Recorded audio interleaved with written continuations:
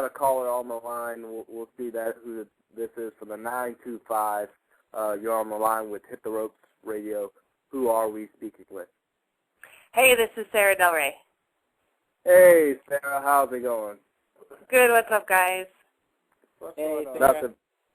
We're just sitting back and talking about a Ring of Honor and Ric Flair's deal and how he kind of just got yanked away.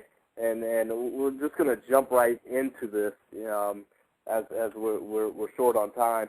But do you think that what is the locker room feeling on Ric Flair and him abruptly being pushed out of the spotlight, I guess, and pulled back to the WWE?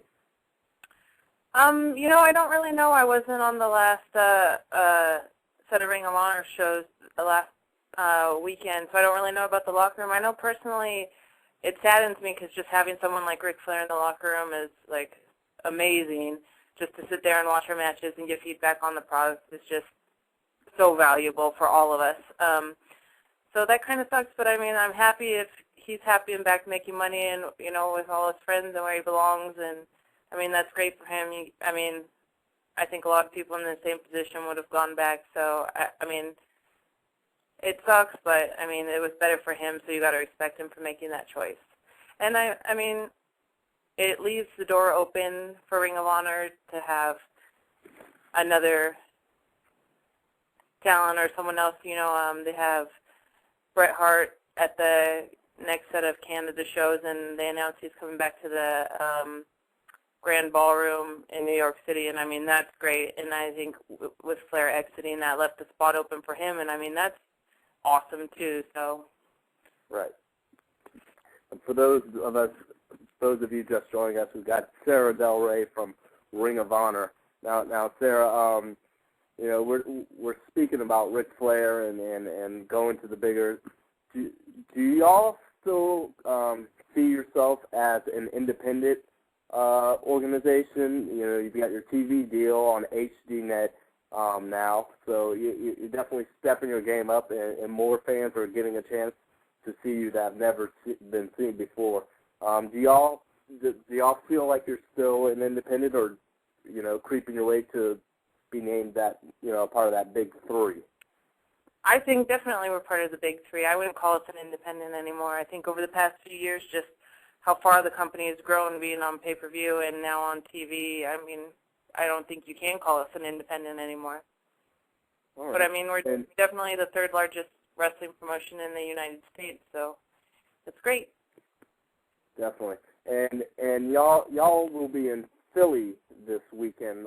Is that a TV taping, or is it house shows? What's going on? It is. Friday and Saturday is TV at the arena in Philadelphia. Now, big exciting stuff. Have you wrestled in these arenas that you'll be going into before? How's the crowd like? I mean, we know how they've rallied around ECW in the past, and Ring of Honor is the underdog, and that seems like the perfect spot for y'all to just do your launching from.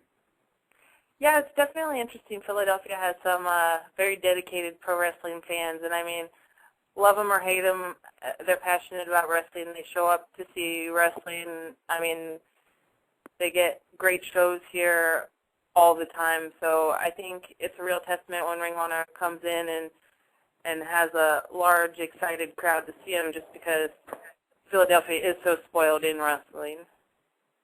But it's great to be here with just the history of the building and that kind of stuff. Right, and you speak about the fans. You're not very shy when it comes to the fans. I remember I was watching some YouTube on you today, and you're pretty vocal. I mean, you told a 11-year-old kid, that he yelled at you, you stunk, and you replied back that for him to be quiet, or he'd be in the hold you were applying. I mean, you're yelling back and forth. I mean, what's up? I mean, why such the mean streak? Well, just like people pay to come in and watch us perform, and I mean, they get their jollies off yelling fun stuff at us, you know. I mean, I can yell back too. It's a give and take kind of relationship you have, you know. Only in Canada has it become physical. That's what I thought you were referring to. I was a little worried. But, I mean, here in the States, like, fans are lucky. They're lucky. Like, I have a very short fuse when it comes to ignorant people. And in wrestling, especially the fans, you seem to get a lot of them. So I just have to put them in their place sometimes. Like, I mean, I have buttons that get pushed just like everyone else. So, happens. All right. I mean, it's just, the thing about you is, you know, at first glance, maybe, you know, people, you know, might take you lightly, but, you know, I've seen you manhandle Awesome Kong, you know, fought in Shimmer, I guess, in Japan and whatnot, Battle All. I mean, you've got some power on you. I've got what? Some power.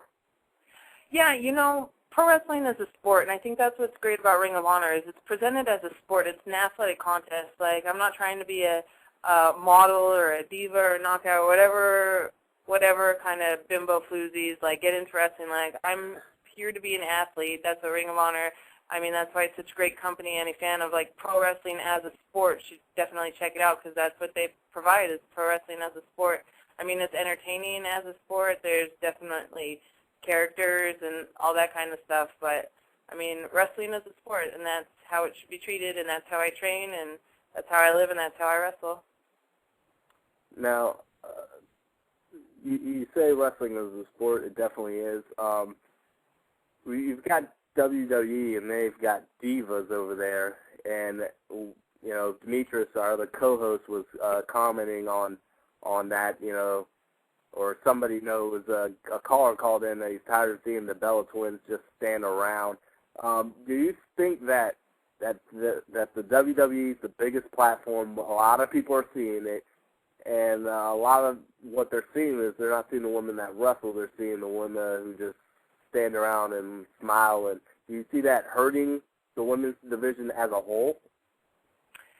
I don't know. I mean, because they have a lot of actual wrestlers that are very physical, and I mean, and most of their girls are very athletic, and that's mostly what it should be about. But I mean, they have to market to a different crowd, and they have different like sponsors and that kind of things that they have to please. So I mean, there's definitely a place for those girls who like look pretty and whatever, and maybe if they want to get in and have a match, but to be taken seriously as a sport, like they have the girls there that do it, and they present it that way. So I mean, you can't knock them too much. I mean, would I love to see more aggressive female wrestling in WWE? Sure, but I think the girls that are there are doing a very good job providing that, and the girls that are there to be divas and models, like, are doing a good job at that too.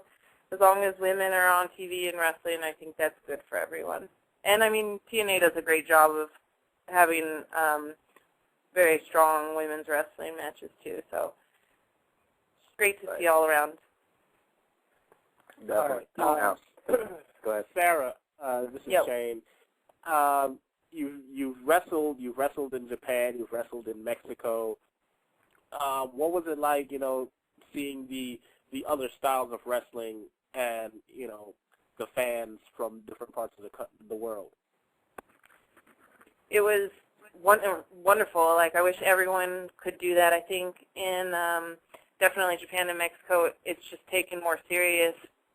As where here, it's just kind of like a hobby. I don't think girls train as much as they can or should, but I mean, they have to have other jobs because wrestling over here isn't as big as it is in Japan and Mexico. Those girls get paid to train and live life as a wrestler, and that's their job, and they can make livings off doing that, whereas you can't here, so the girls just can't dedicate as much time to training that they should, or even get to wrestle as much as they should. So that's the major difference.